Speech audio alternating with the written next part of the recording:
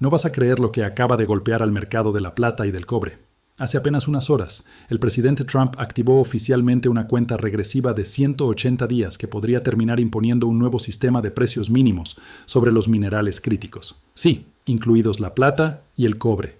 Primero mediante negociaciones comerciales y después, si eso falla, mediante restricciones duras. Y lo más importante, si esas conversaciones no llegan a buen puerto, el gobierno tiene un camino completamente despejado para intervenir directamente y redefinir el precio que hoy ves en tu pantalla.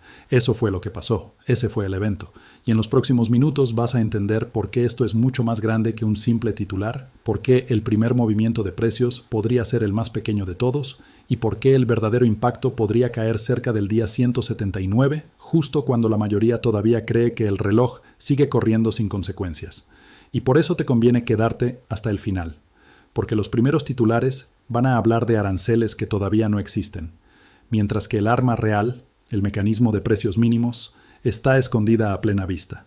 Voy a explicarte cómo ese mecanismo puede forzar a los compradores a adelantarse a la oferta, por qué incluso un acuerdo exitoso puede terminar empujando los precios hacia arriba y cuál es la señal clave que indica que el dinero inteligente ya está acumulando.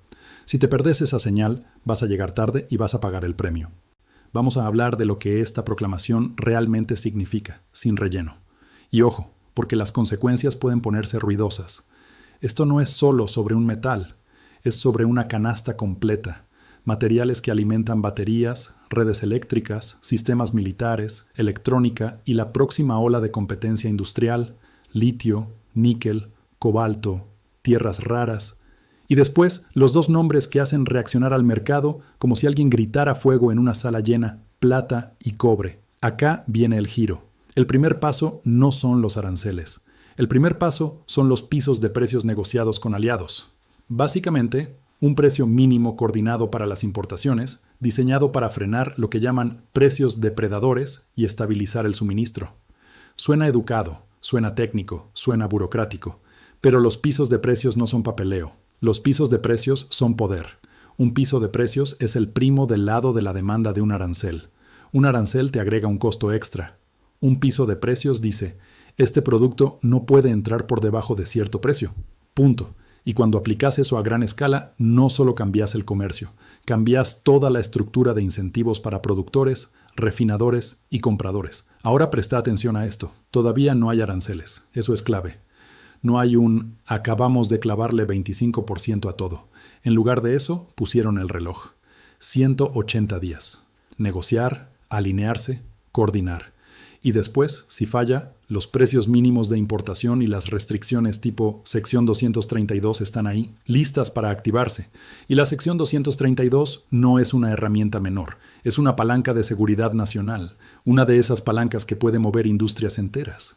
Por eso el mercado no espera al día 180. El mercado empieza a jugar el final desde hoy. Algunos se preguntan, ¿por qué 180 días? ¿Por qué ese número? La respuesta es simple. Es lo suficientemente largo como para parecer razonable, pero lo suficientemente corto como para generar urgencia. Encaja con ciclos de compras, con ciclos políticos y con ciclos de negociación. Pero, sobre todo, encaja con el ciclo del mercado, porque 6 meses es la ventana perfecta para que las instituciones se reposicionen sin admitir públicamente que se están reposicionando. Y eso tiene implicaciones muy claras. En el primer mes hay titulares y confusión. En el segundo y tercer mes aparecen historias de progreso, filtraciones optimistas y declaraciones que hacen que la gente se relaje. En los meses 4 y 5 llega la presión real, plazos, amenazas, ofertas finales. Y ahí es cuando empieza la compra silenciosa, porque los grandes jugadores no quieren que los vean persiguiendo precios. Después llegas al mes 6, cuando el público se despierta y dice, «Para, ¿y ahora qué pasa?». Y para cuando esa pregunta aparece, el dinero inteligente ya eligió su posición. Si todavía estás tratando esto como una noticia de un solo día, ya estás fuera de tiempo. Ahora voy a explicarte el concepto de los pisos de precios de la forma más simple posible. Pénsalo así. Si el gobierno dice, no vamos a permitir que la plata o el cobre procesados entren al país por debajo de determinado precio, la oferta más barata desaparece de un día para el otro. No porque el metal deje de existir, sino porque las reglas cambian. Y cuando la oferta más barata desaparece, Todos empiezan a competir por la siguiente oferta más barata. Y así es como un piso puede levantar toda la curva de precios, incluso sin que aparezca un solo comprador nuevo. Pero los pisos de precios no existen solos. Vienen con enforcement. Necesitas precios de referencia. Necesitas documentación. Necesitas auditorías. Necesitas penalidades por subdeclarar valores. Necesitas reglas anti-evasión para que las empresas no reetiqueten productos y los hagan pasar por otra categoría.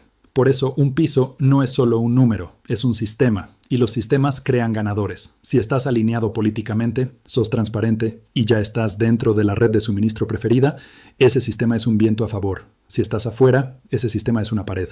Y ahora mira cómo se va a librar la batalla narrativa, porque acá es donde mucha gente cae en la trampa emocional.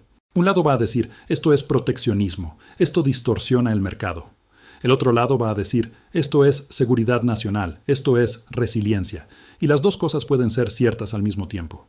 Pero mientras discuten, los que consistentemente ganan son los que se posicionan temprano y gestionan el riesgo.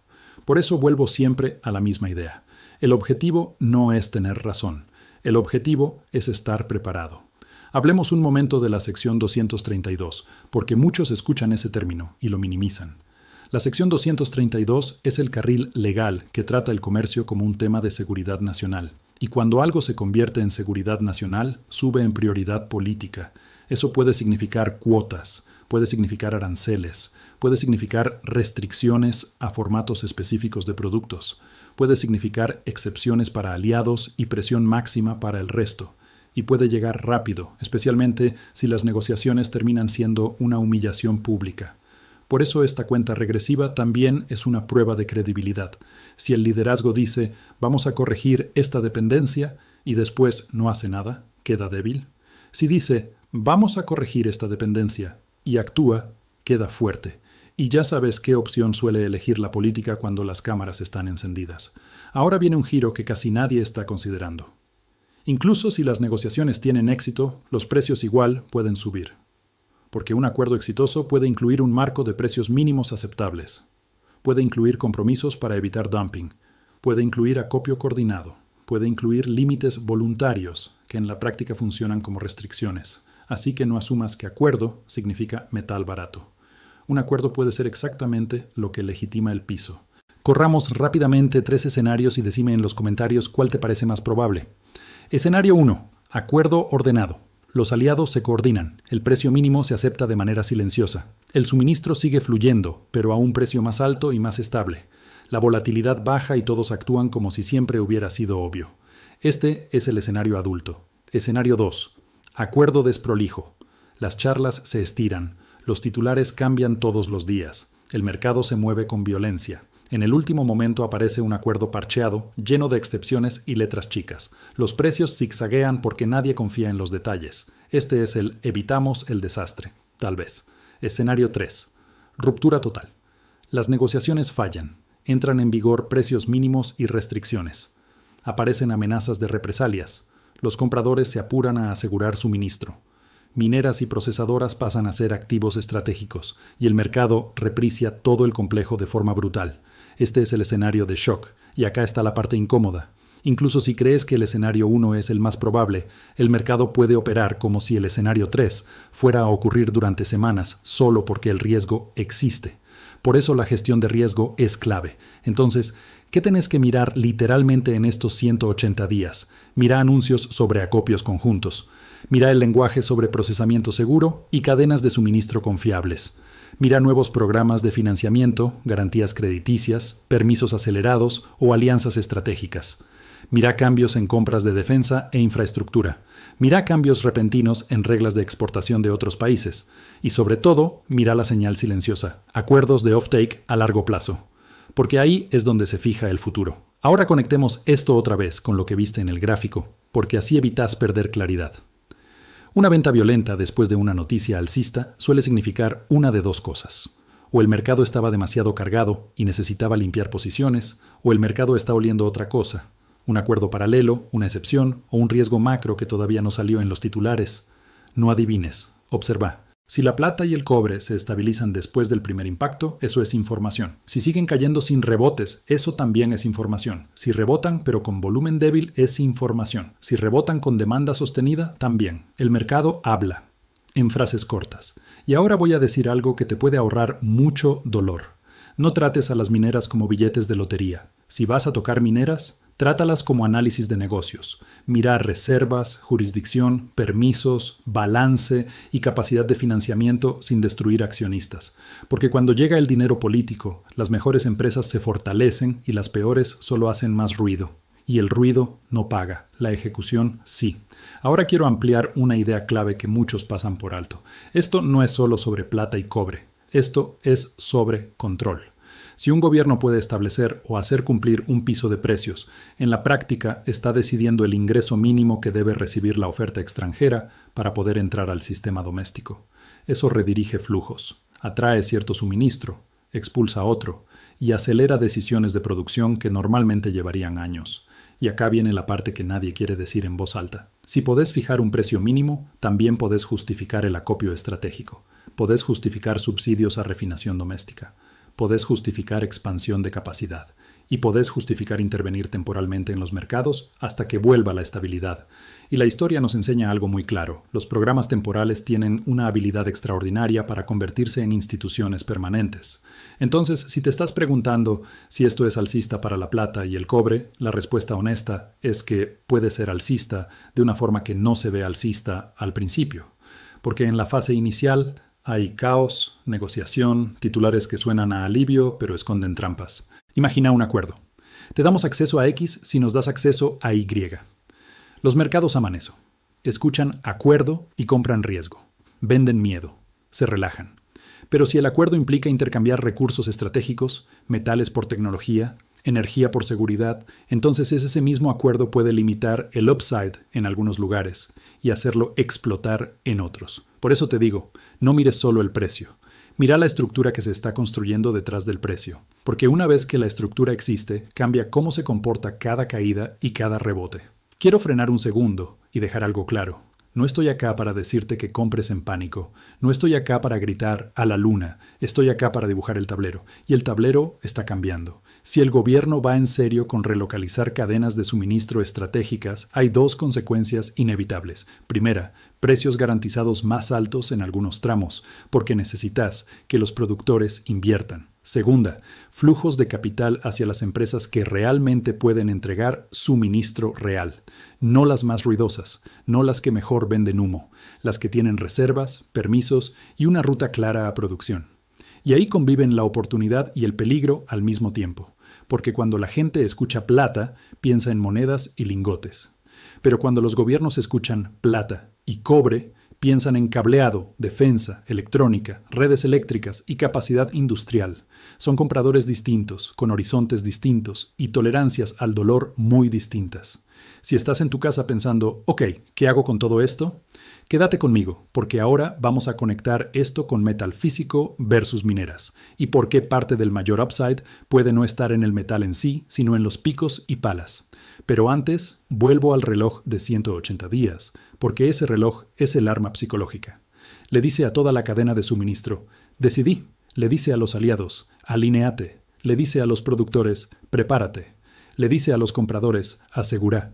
Y le dice a los especuladores, adelantate. Por eso vas a ver narrativas chocando. Un día escucharás, el piso viene, comprá la caída. Otro día, las charlas van bien, crisis evitada. Después, las charlas se estancan, vienen restricciones. Luego, acuerdo sorpresa. Y en medio de todo eso, el precio va a moverse para castigar a los que llegan tarde. Acá tenés una forma simple de mantener los pies en la tierra. Cada semana durante la cuenta regresiva, hacete 3 preguntas.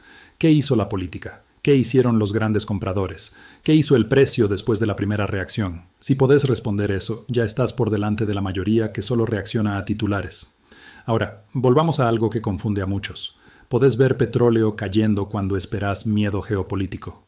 Podés ver acciones subiendo cuando esperás presión política. Podés ver oro aflojar mientras la plata se sacude. Eso no invalida la historia. Significa que el mercado es una máquina caótica de posiciones, liquidez y flujos cruzados. A veces el titular más limpio queda enterrado bajo la liquidación forzada más ruidosa. No dejes que una vela te haga abandonar el marco grande y ahora metal físico versus mineras. Esta es la verdad sin maquillaje. El metal físico es propiedad. Es eliminar riesgo de contraparte. Es tener un activo que no depende de un CEO, un permiso, una asamblea o un trimestre.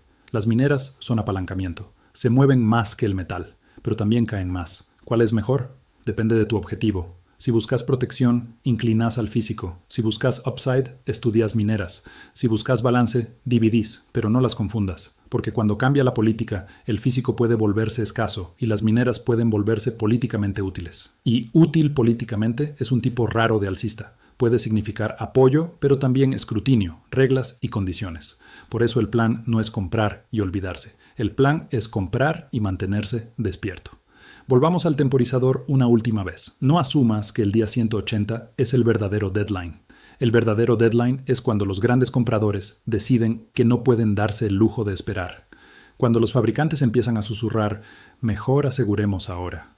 Cuando los equipos de compras concluyen que es más barato cerrar hoy que apostar a la política de mañana. Ahí empieza el acopio.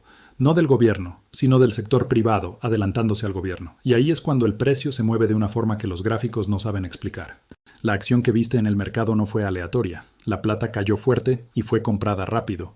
Eso suele indicar dos grupos peleando.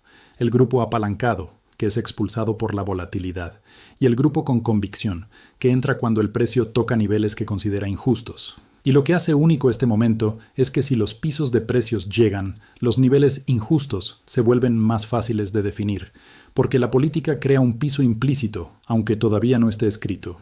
Pero cuidado, un cuchillo atrapado todavía puede cortar. El día no termina hasta que termina, y muchas veces la segunda ola es peor que la primera. Por eso observa cómo se comporta el precio después del rebote inicial. Si rompe soportes y cierra débil, la estructura manda. Si cae, rebota y sostiene, eso es acumulación bajo estrés. Y así empiezan los grandes movimientos. El gráfico no es la historia, el gráfico es el marcador. La política es el juego. Y el juego acaba de cambiar. Ahora, pensemos en el contexto macro, porque esto es gasolina sobre pasto seco. Vivimos en un mundo donde todos quieren crecimiento sin dolor. Y la forma más común de comprar tiempo es debilitar la moneda y subsidiar industria. Eso no es conspiración, es política. Cuando muchos países lo hacen al mismo tiempo, no hay cooperación, hay competencia. Por eso los minerales críticos son un campo de batalla. No porque brillen, sino porque dan poder. El que controla los insumos controla los resultados. El que controla los resultados controla la negociación. Entonces, una proclamación sobre importaciones no es comercio. Es una jugada de ajedrez en una guerra de recursos. Y cuando ese mensaje se emite, no vuelve a guardarse en el cajón. Cierro con esto. Esto no es una llamada a comprar todo. Es una llamada a entender el mapa y tener un plan. Hubo una investigación de seguridad nacional que dijo que Estados Unidos depende demasiado de minerales críticos procesados en el exterior. La respuesta fue una proclamación que ordena negociaciones durante 180 días. El objetivo: pisos de precios con aliados. Si eso falla, entran herramientas más duras, precios mínimos y restricciones por seguridad nacional. Plata y cobre están explícitamente dentro de esa red. Ese es el evento. Y la pregunta final que te dejo es esta. Si los gobiernos empiezan a fijar pisos, ¿el próximo movimiento es precios más altos o suministro más ajustado? Porque la respuesta real es que pueden ser las dos cosas.